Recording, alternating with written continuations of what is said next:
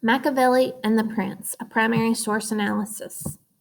The Prince, written in 1513 by Niccolo Machiavelli, examines the imperfect conduct of human beings. It does so by taking the form of a political guidebook. In The Prince, Machiavelli examines how a ruler can gain power and keep it in spite of his enemies.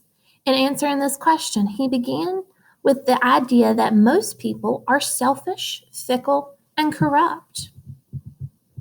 To succeed in such a wicked world, Machiavelli said a prince must be strong as a lion and shrewd as a fox. He might have to trick his own enemies and even his own people for the good of the state.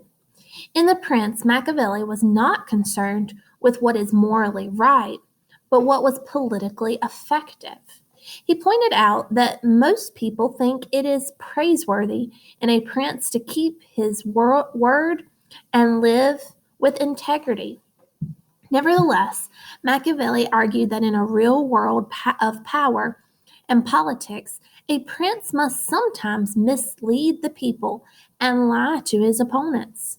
As a historian and a political thinker, Machiavelli suggested that in order for a prince to accomplish great things, he must be crafty enough not only to overcome the suspicions, but also to gain the trust of others.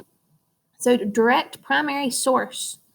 From this arises the question whether it is better to be loved more than feared or feared more than loved. The reply is that one ought to be both feared and loved. But as it is difficult for the two to go together, it is much safer to be feared than loved if one of the two has to be wanting. For it may be said of men in general that are ungrateful, volatile, which means changeable, dissemblers, which means liars, anxious to avoid danger, and covetous of gain. As long as you benefit them, they are entirely yours.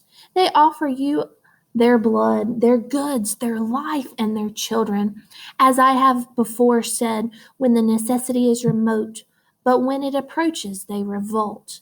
And the prince who has relied solely on their words without making preparations is ruined.